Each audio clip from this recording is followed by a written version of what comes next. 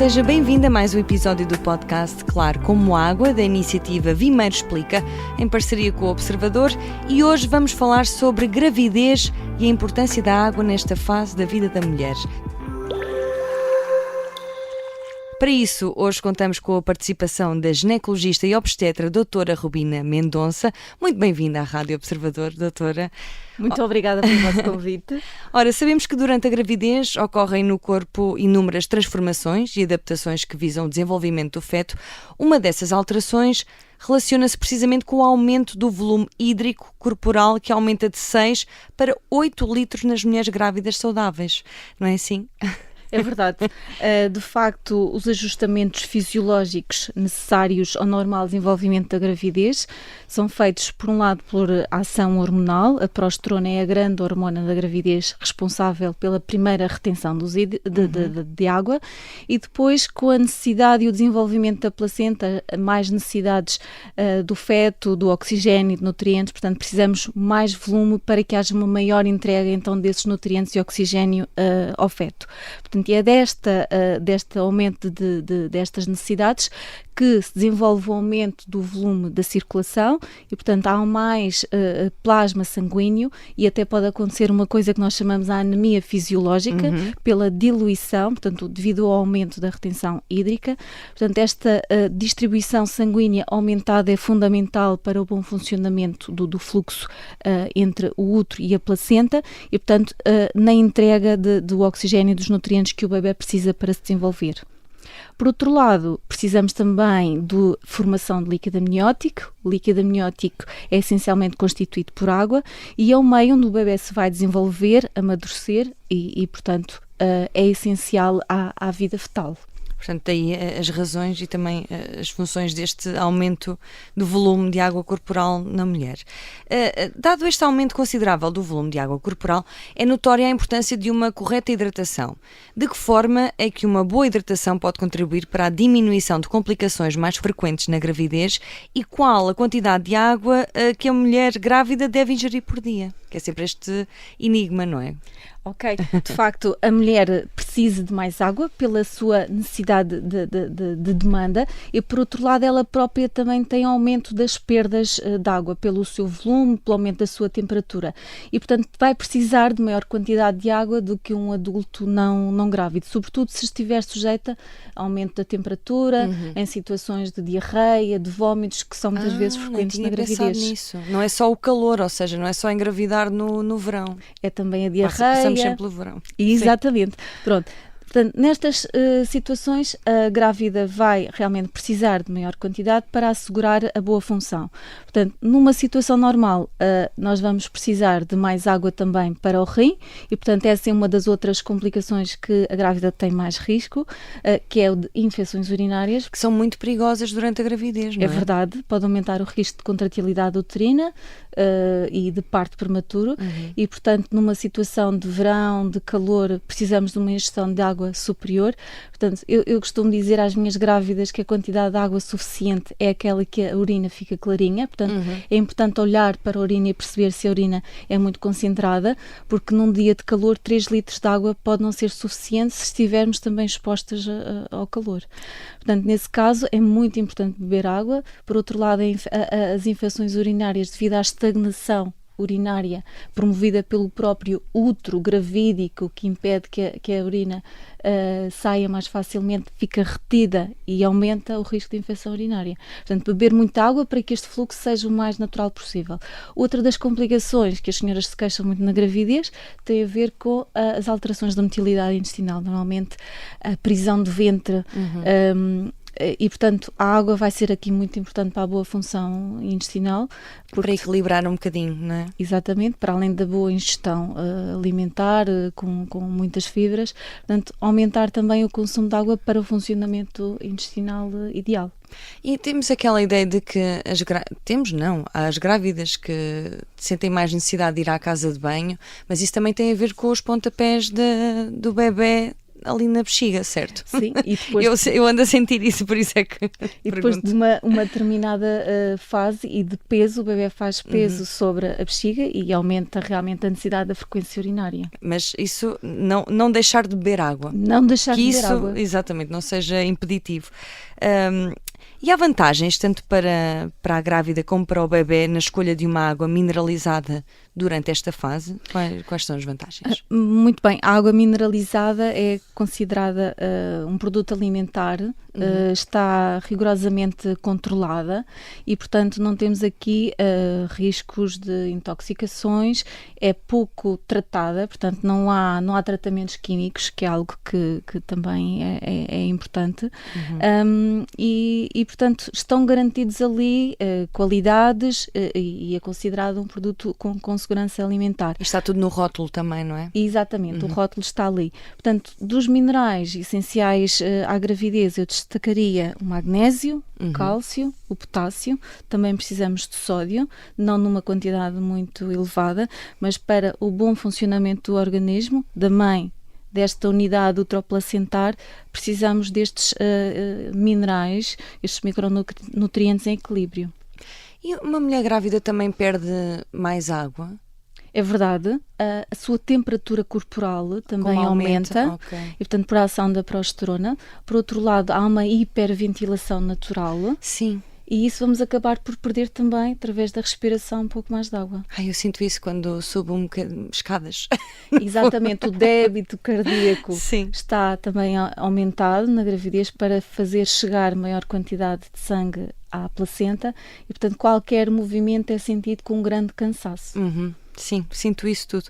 E destaca alguns minerais como sendo os mais importantes a reforçar nesta fase. Portanto, já falou um bocadinho do cálcio e do magnésio, mas quais são assim os seus benefícios mais diretos? Por exemplo, o magnésio, eu também comecei a ter muitas queimbras durante a gravidez, que era algo que eu raramente tinha, e é também essa falta de magnésio, não é? É verdade, portanto o magnésio é um micronutriente essencial à boa contratilidade muscular e também ao funcionamento do sistema nervoso, e o útero é um músculo. Portanto, o útero para funcionar, neste caso para estabilizar, o magnésio também faz parte deste funcionamento. E eu a pensar só nos meus gêmeos das pernas, mas não, claro que o não. músculo uterino. Exatamente.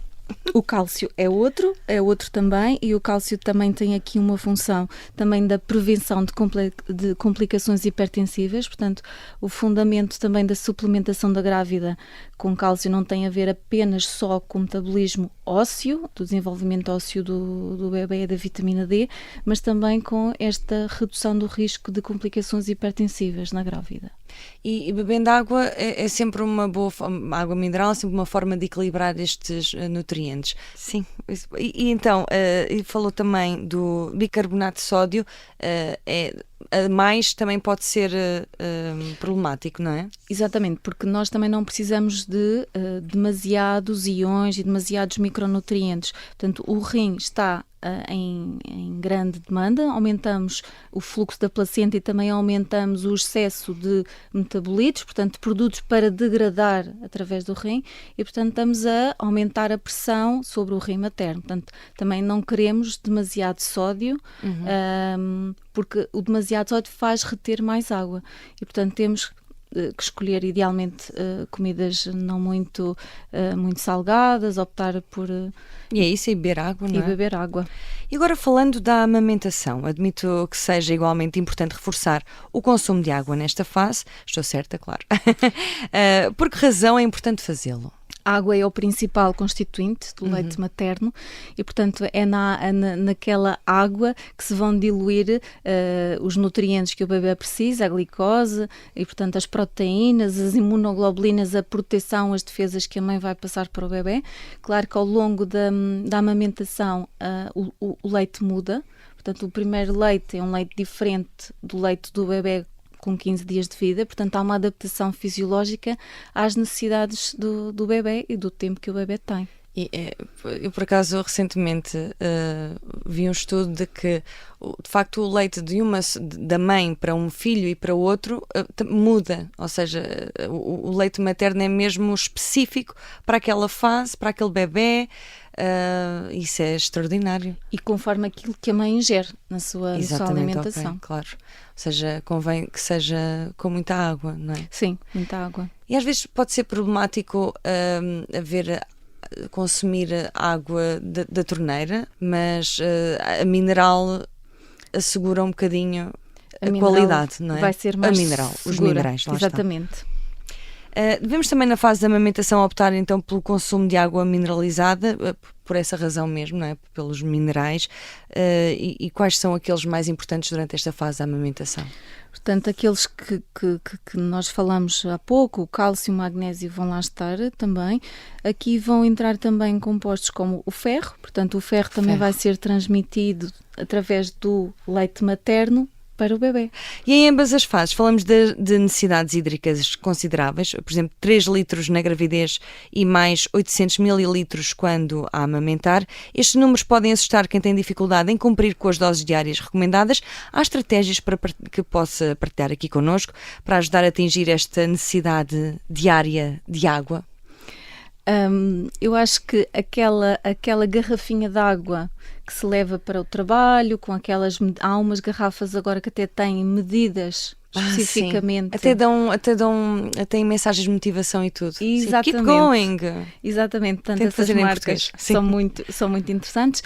Quem ficar um pouco cansado de beber água pode optar por pôr um pouco de fruta, um suminho de laranja, um suminho de limão, para dar um bocadinho de sabor, sem açúcar adicionado, para dar um bocadinho mais de sabor à água e, enfim, para conseguir encontrar então maneiras e estratégias de atingir o volume.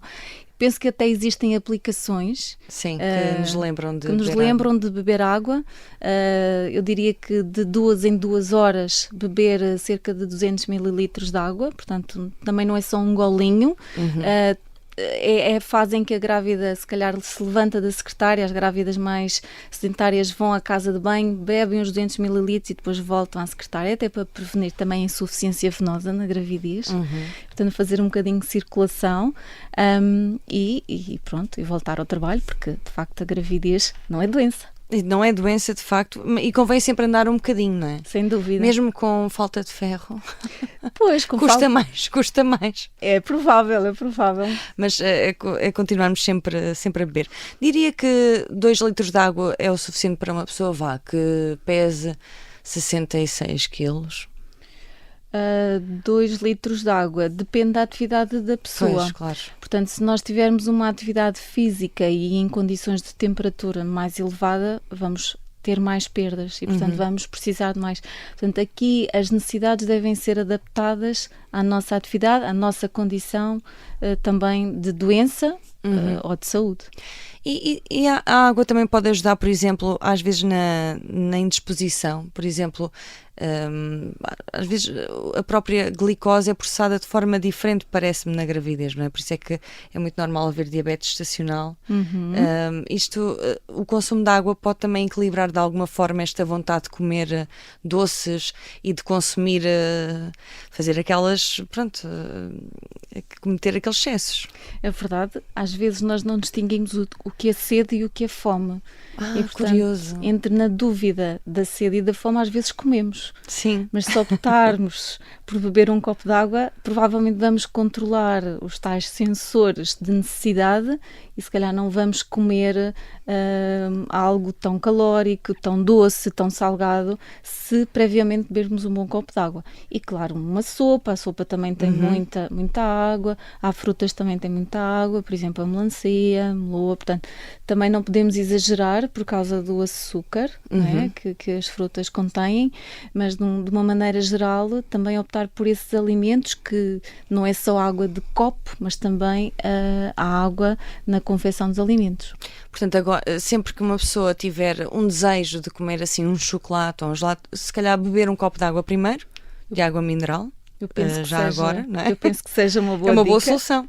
E assim não só repomos as nossas necessidades hídricas, como pode ser que nos passe a vontade Um pouco. Espero que sim. Bom, vou agora também partilhar uma curiosidade, doutora. Estima-se que a quantidade de água que é trocada entre a mãe e o feto varia entre 100 ml por hora, às 12 semanas de gestação, e 3.600 ml hora no final da gravidez. Isto, mais ou menos, não é assim? Sim, eu penso que não está muito longe da verdade e até lhe poderia dizer que estes valores podem subir, até podem ser mais elevados durante o trabalho de parto Claro. e na gestação gemelar. Portanto, em que a quantidade de sangue que é necessária às duas placentas, muitas vezes duas placentas, realmente torna este valor ainda mais elevado. E quando se dá o parto, há uma grande perda de água também, certo? Depois do parto há uma grande perda de água. E de volume também, lá está. Nas semanas seguintes ao parto, as senhoras muitas vezes sentem que têm mais necessidade de ir à casa de banho. Portanto, o processo depois é o contrário e, portanto, volta a sair do organismo a água acumulada, que são cerca de 7, 8 litros, como referiu no início. É imenso. E agora lembrei-me de algo, não sei se me consegue ajudar. Eu tenho uma amiga que faz muita retenção de líquidos e tem as mãos muito inchadas, os pés muito inchados. Isso ajuda de alguma forma a beber mais água ou ir mais vezes à casa de banho? Geralmente o beber mais água, apesar de parecer paradoxal, vai reduzir a retenção de líquidos. Se optar por alimentos com mais sódio, mais açúcar, é que tem mais tendência a reter. Portanto, o beber água só por si não vai aumentar o inchaço, como se costuma dizer. Pelo contrário, faz fluir ainda mais. Faz ajudar a fluir. É como numa infecção urinária, em que convém beber ainda mais água. Por Apesar mais que de nos custe. Exato. Por mais que nos custe. E se uma grávida tiver uma infecção urinária, ouvi dizer, tem de ir à médica imediatamente. Sem dúvida. Porque realmente a infecção não tratada é mais arriscado do que o antibiótico. Uau! Portanto, às vezes temos receio de tomar medicação na gravidez, mas não tratar a infecção pode ainda ser pior. mais nocivo do que o antibiótico.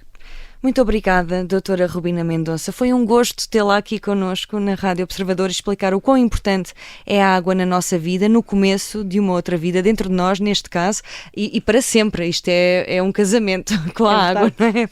Até que a morte nos separe.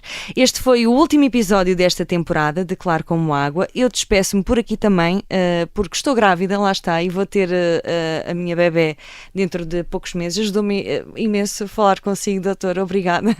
É sempre bom desmistificar aqui estas ideias que temos sobre a água, sobre a gravidez e por aí fora. E há sempre tantas dúvidas e antes de ir à internet o melhor é consultar um profissional, claro.